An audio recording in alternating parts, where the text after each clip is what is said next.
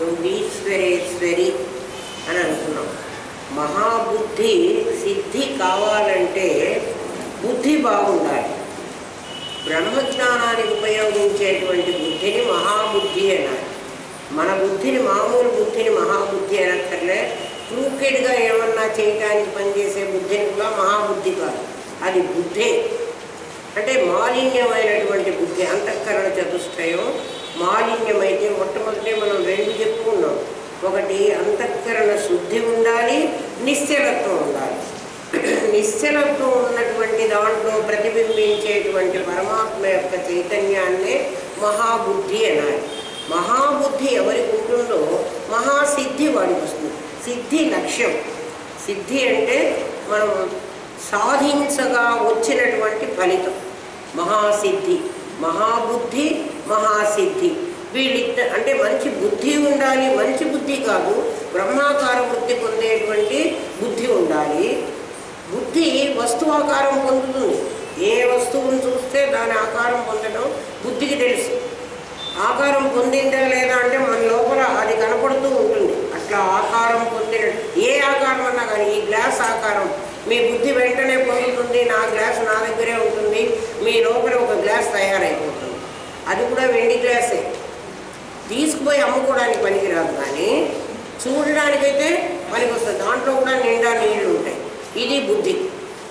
అంటే బుద్ధికి ఆ ఆకారం పొందడం అలవాటు. ఇది మహాబుద్ధి అంటున్నాడు. మహాబుద్ధి అంటే బ్రహ్మాకార బుద్ధి పొందినటువంటి బుద్ధి. బుద్ధి మామూలుగా బ్రహ్మాకారం పొందలేదు. ఎందుకని? అన్ని ఆకారాలు పొందగలదు, కానీ బ్రహ్మముకు ఆకారం లేదు. బ్రహ్మాకారం పొందలేదు అంటే బ్రహ్మముకు ఆకారమే లేదు. ఏ ఆకారం పొందుతుంది అది? అందుకే ఏతో వాచో నివర్తంతే అప్రాప్య మనసా సహా. వాక్కు బ్రహ్మమును గురించి చెప్పడానికి ఎక్కడి దాకా వెళ్ళి చెప్పడానికి దానికి చేతగాక, వాక్ అంటే మాట, భాష లేదు. చెప్దామంటే ఇక ఈ పదాలతో బ్రహ్మమును నేను వర్ణించగలను చెప్పడానికి వీలు కాదు. ఇప్పుడు మీలో సత్తా స్ఫురత్తా ఉందని చెప్పారు. సత్తు ఒకటి, స్ఫురణ ఒకటి ఉంది. మీ స్ఫురణని నేను స్ఫురణ అని మాట్లాడాను, కానీ మీరందరూ అనుభవించగలరు. కానీ స్ఫురణ ఎట్లా ఉంటుందో చెప్పండి నాకు. స్ఫురణ ఉంది కదా, జ్ఞానం ఉందే లేదా? ఉంది కదా. అది విని అవును ఉన్నది అని ఒప్పుకుంటోంది. కానీ దాన్ని నాకు చూపించమంటే చూపెట్టలేదు. ఎందుకు చూపెట్టలేరు? దానికి ఆకారం లేదు. ఆకారం కలిగిన వస్తువుని మాత్రమే చూపగలము. ఆకారం లేని వస్తువుని చూపడానికి వీలు లేదు, దాన్ని అనుభవించడానికి వీలు కదా. మైసూర్ పాక్ తింటే చాలా బాగుంది దాని టేస్ట్. ఇప్పుడు ఆ బాగున్నది ఏదో నాకు చూపించండి.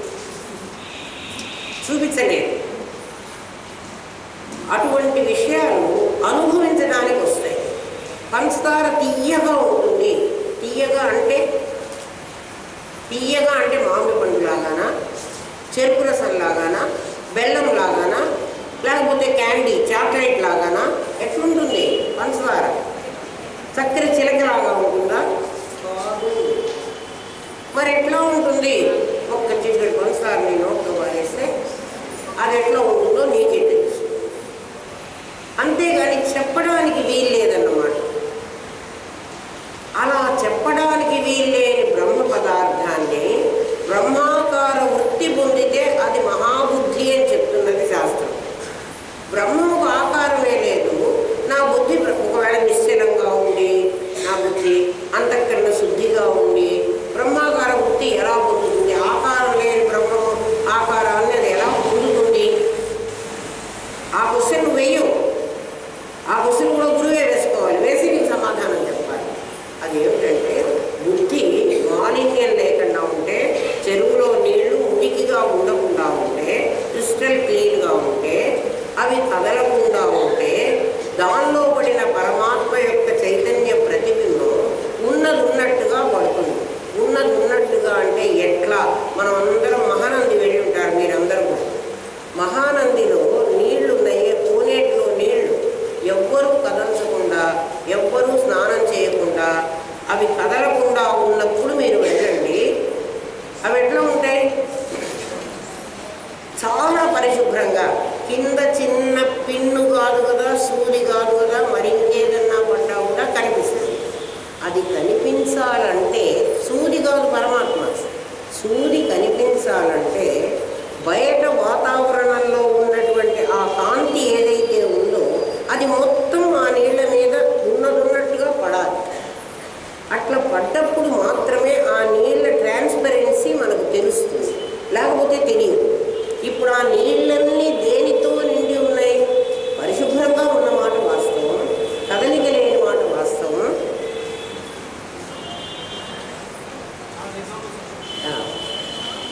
నాన్న అక్కడ అందరికీ వినపడుతుందా? వినపడలేదు. మరి ఏం పలకట్లేదేమో. ఉన్న నీరు కదలక నిశ్చలంగా, ఇక్కడ అంతఃకరణ శుద్ధి ప్లస్ నిశ్చలత్వం రెండు వేరు. అలా ఉన్నటువంటి ఆ నీళ్లలో, అంతఃకరణలో, ఆ అర్థంలో పరమాత్మ యొక్క చైతన్య బింబం మొత్తం పడుతోంది. సూర్యుడు చంద్రుడు అయితే ఒక చోట మాత్రమే పడతారు. మహానంది వెళ్ళినప్పుడు నీళ్లలో చూడండి మీరు. నీరు కోనేరు ఎంత మేర ఉందో అంత మేర కూడా నీకు ఈ క్రిస్టల్ క్లీన్ కనబడుతూ ఉంటుంది. అంటే దాంట్లో ఏం పడింది అంటే, అక్కడైతే ఈ సూర్యకిరణాల వెలుతురు మొత్తం నీళ్ళల్లో పడి అది అంతా ఉన్నట్టుగా మనకు కనపడుతుంది. ఇది కూడా అలాగే పరమాత్మ చైతన్యం అట్లా పడుతోంది. దేని మీద? నీళ్ళ మీద కాదు, నీ బుద్ధి మీద. అలా పడినప్పుడు దాన్ని మహాబుద్ధి అన్నారు. అంటే ఏమిటి? బుద్ధిలో ఇంకా ఏమీ ప్రవేశించకుండా మొత్తం బుద్ధి ఎంత ఉందో అంత మేర పరమాత్మ చైతన్యం పడింది. ఆ పడినటువంటి బుద్ధికి సిద్ధి లభించింది. అంటే ఏమిటి? ఇంకా ఏమీ లేదు అక్కడ, పరమాత్మ చైతన్యమే ఉన్నది. బుద్ధి సిద్ధి వీళ్ళిద్దరిని గణపతికి భార్యల్ని చేశారు. ఎవడి గణపతి? మనమే. గణపతి మనం. అంతఃకరణ చతుష్టయాన్ని శుద్ధం చేసుకుని అది ఆలోచనలు లేకుండా కదలకుండా కనుక దాని స్వస్థానంలో అది ఉండగలిగితే అది మహాబుద్ధి. అంటే గణపతి కదా వీడు కదా ప్రయత్నం చేయాల్సిన వాడు, వీడికి మహాబుద్ధి సిద్ధించింది. అందుకని బుద్ధి సిద్ధి గణపతికి భార్యలు అన్నారు. నిజంగా గణపతికి భార్యలు లేరు. వినాయకుడి పెళ్లికి 1000 విఘ్నాలు అంటారు. వినాయకుడికి పెళ్ళే కాలే, అసలు పెళ్ళే కాని వాడికి 2 భార్యల్ని జతకట్టాము మనం. 2 భార్యలు లేరు. బుద్ధి సిద్ధి అనేది ఈ జీవుడు నిశ్చలమైనటువంటి బుద్ధి సంపాదించుకుంటే, నిశ్చలం కంటే ముందర పరిశుభ్రమైన అంతఃకరణ చతుష్టయం పరిశుభ్రంగా ఉండాలి. దాంట్లో ఏమాత్రం మాలిన్యం ఉండకూడదు. మాలిన్యం అంటే ఏమిటి? ఈషణత్రయాలు. దానికంటే మాలిన్యం ఈషణత్రయాలు. అవి అంటకూడదు. అవి అంటకుండా ఎవడైతే బుద్ధి ఉంది దాంట్లో మళ్ళీ కొత్త ఆలోచన రాకూడదు. అలా రాకుండా ఉంటే బుద్ధి అంతా కూడా శుద్ధి అవుతుంది. శుద్ధమైనటువంటి బుద్ధిలో అదే మహారూప, మహాబుద్ధి, మహాసిద్ధి, సిద్ధి కూడా వాడికి ప్రాప్తిస్తుంది. మహాయోగీశ్వరేశ్వరి ఎవరు అంటే ఈ అమ్మవారు యోగీశ్వరేశ్వరి. యోగీశ్వరుడు అంటే యోగము సిద్ధించినవాడు. యోగం ఎవరు? ఖండయోగమని, హఠయోగమని, యోగాలు చాలా రకాలు. యోగము అంటే జీవాత్మను పరమాత్మతో అనుసంధానం చేయించడానికి చేసే ప్రయత్నం యోగం అంటారు దాన్ని. ఆ యోగంలో ప్రయత్నం చేస్తూ ఉంటే వీడికి అనేకమైన సిద్ధులు వస్తాయి. సిద్ధుల్లో అణిమ, లహిమ, మహిమ, గరిమ, ఈసిత్వ, వసిత్వ, ప్రాప్తి, ప్రాకామ్యాన్ని అష్టసిద్ధులు అంటారు. వాటి అష్టసిద్ధులు ఎవరికి వచ్చినాయి అంటే ఆంజనేయ స్వామికి వచ్చినాయి. కాబట్టి ఆయన పెద్ద యోగి. పరమాత్మ పరమేశ్వరి యోగీశ్వరేశ్వరి. అటువంటి యోగులందరికీ కూడా, యోగీశ్వరులందరికీ కూడా అధిపతి అంటే సుప్రీం యోగి ఆవిడ. యోగీశ్వరేశ్వరి ఆమె. మాయావీవ విజృంభయంతి. మాయావి అంటే గారడీవాడు. గారడీవాడు ఎలాగైతే విజృంభిస్తున్నాడో విజృంభయతి మాయావి ఇవ, మాయావివని. మాయావి అంటే ఎవరిని చెప్పాలి? పాతాళ భైరవి సినిమాలో పాతాళ భైరవి చూసాం కదా మనం. దాంట్లో ఒక మాయల ఫకీరు ఉంటాడు.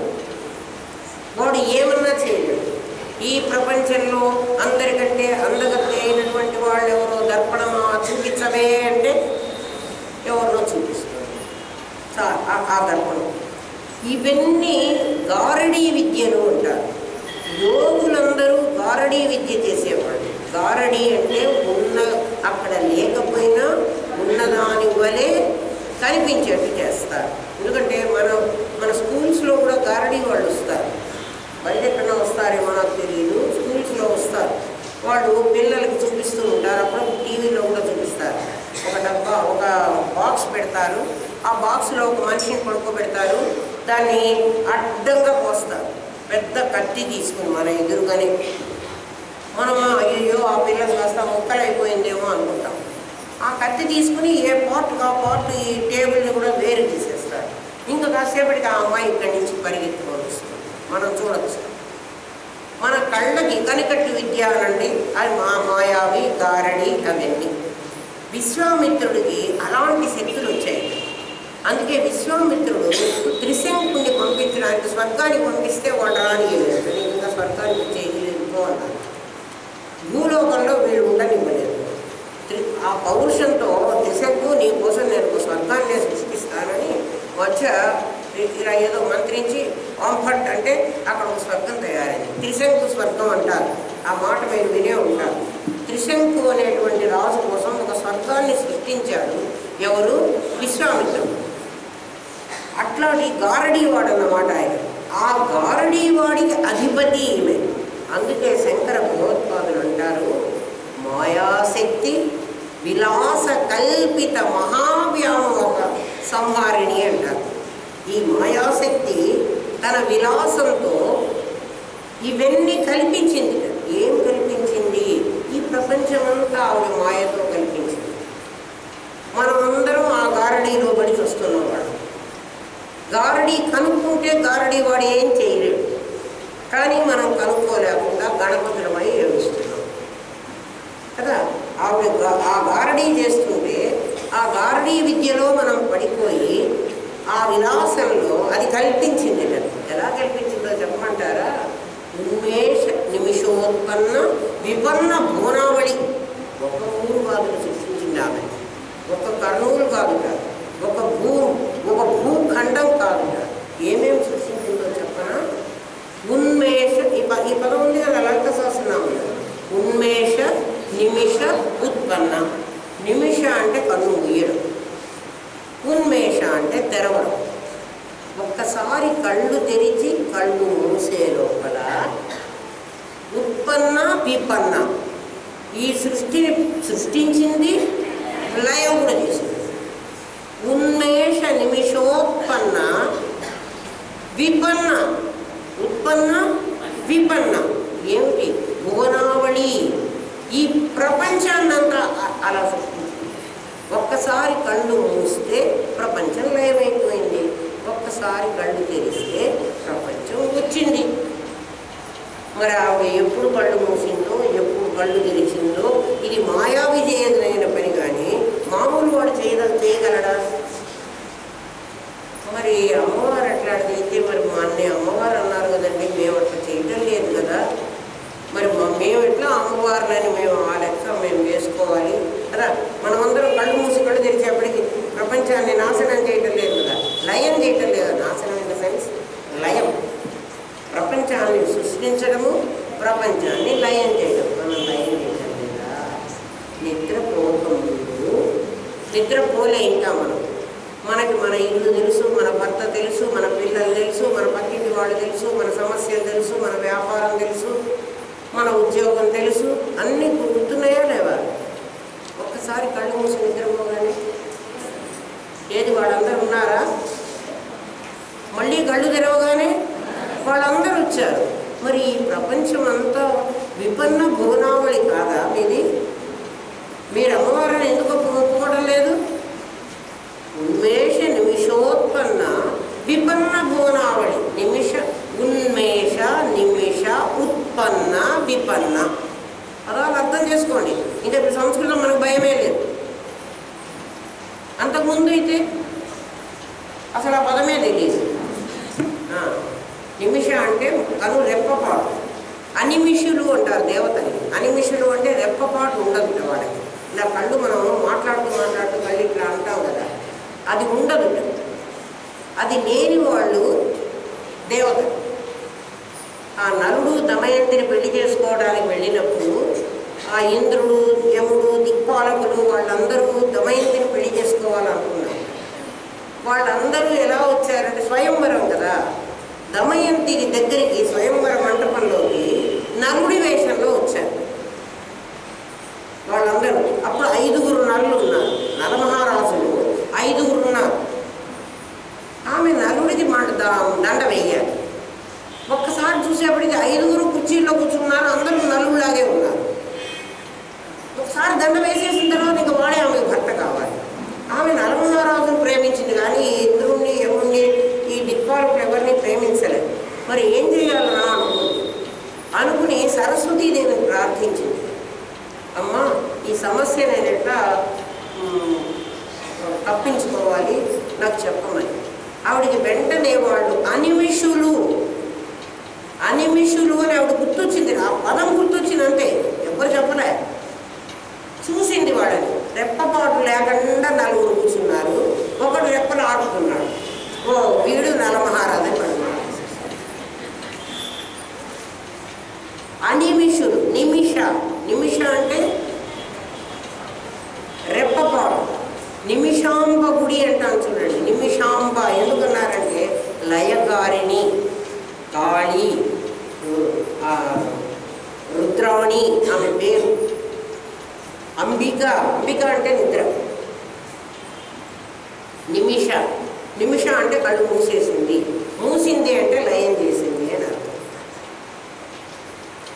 ఉన్మేష నిమిష ఉత్పన్న విపన్న భువనావళి.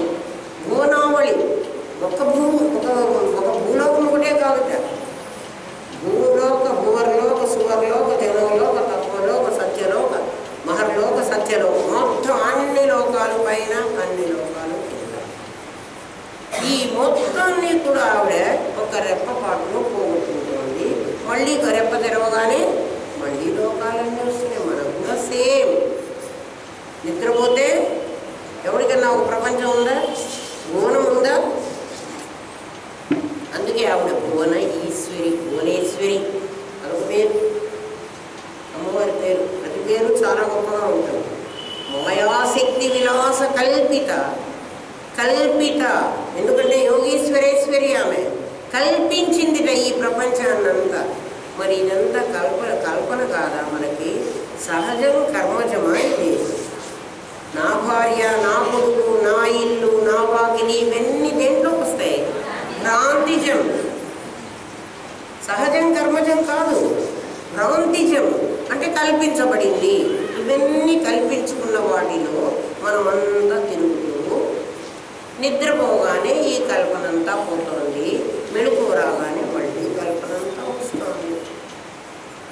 ఇంకొక అర్థం కూడా చెప్పుకోవచ్చు. ఏమిటంటే మనం కళ్ళు మూస్తే ఈ విశ్వమంతా కనపడదు, కన్ను తెరిస్తే విశ్వం కనపడుతుంది.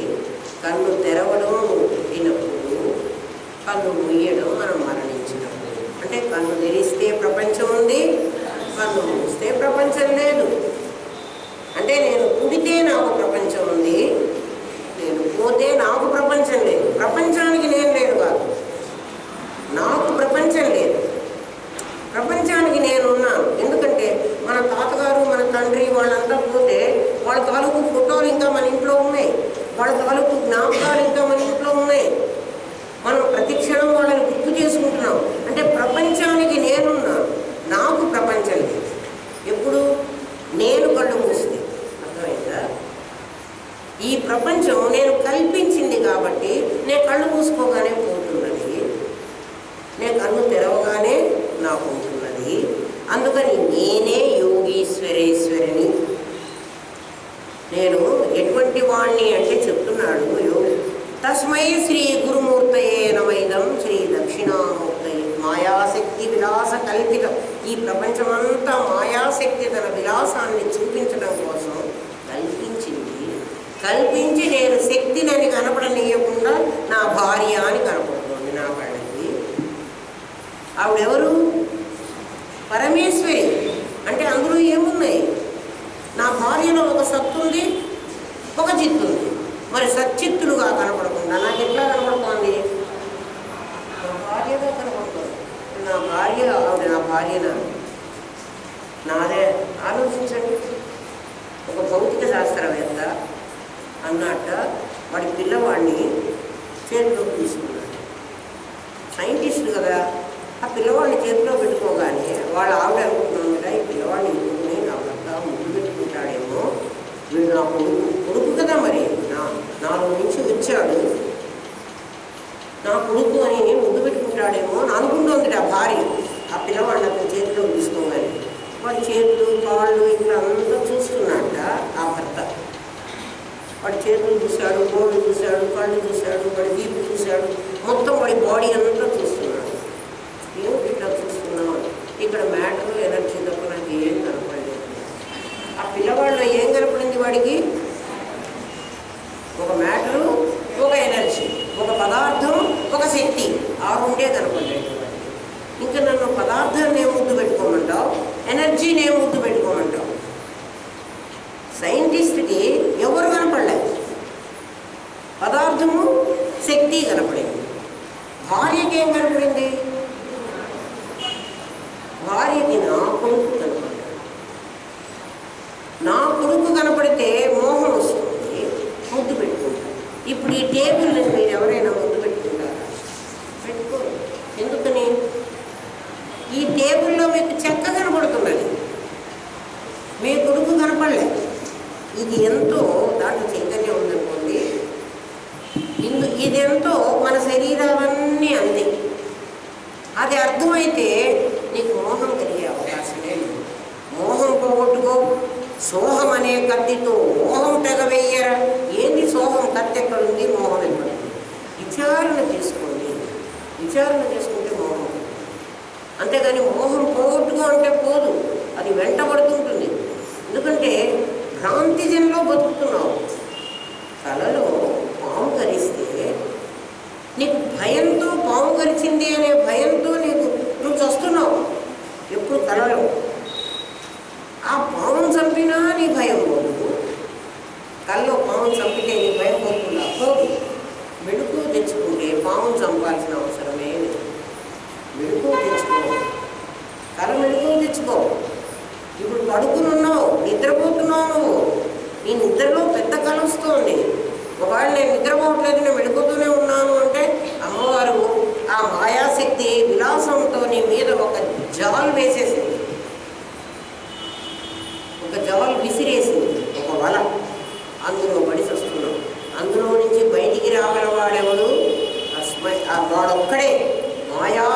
విలాస కల్పిత మహావ్యామోహ సంహారిణి. ఆ గురువు ఒక్కడు ఏం చేయగలడా? ఆవిడ ఎంత పెద్ద జాలు విసిరినా దాన్ని కట్ చేయగలిగిన శక్తి ఆయన ఒక్కడికి ఉంటుంది. తస్మై శ్రీ గురుమూర్తయే నమైదం. శ్రీ దక్షిణామూర్తి, దక్షిణ అమూర్తి, దక్షిణామూర్తి కాదు, దక్షిణ అమూర్తి. ఈ అమూర్తి ఎలా ఉంటాడో మీకు చెప్పనా? మన ఇళ్లలో ఈ మధ్యన ఎవరో క్యాలెండర్ ఒకటి వేశారు, నాకు మా ఇంట్లో కూడా ఇచ్చారు. ఆ క్యాలెండర్లో ఏముంటుందంటే వెంకటేశ్వర స్వామి పాదాలు ఉంటాయి. వెంకటేశ్వర స్వామి కాసుల పేరుతో ఉన్న ఒక దండం ఉంటుంది. ఆయన శంఖచక్రాలు అభయహస్తాలు ఉంటాయి, వరదాస్తం అభయహస్తం ఉంటుంది, శంఖం చక్రం ఉంటుంది, కిరీటం ఉంటుంది, బొట్టు ఉంటుంది. ఒక నల్లటి క్యాలెండర్. దాంట్లో వెంకటేశ్వర స్వామి ఉండదు. మీరు కావాలంటే చూడండి, అటువంటిది ఎవరింట్లో అన్నా ఉంటే చూడండి. దాంట్లో వెంకటేశ్వర స్వామి బొమ్మ ఉండదు, ఆయన తల ఉండదు, ఆయన చేతులు ఉండవు, ఆయన కాళ్ళు ఉండవు. ఏమున్నాయంటే అన్నీ ఆయన నగలు ఉన్నాయి, ఆయన కిరీటం ఉంది, బొట్టు కూడా ఉంది, ఆయన తాలూకు అన్నీ ఉన్నాయి. అది అమూర్తి. కానీ దాన్ని చూడగానే ఈయన వెంకటేశ్వర స్వామి అని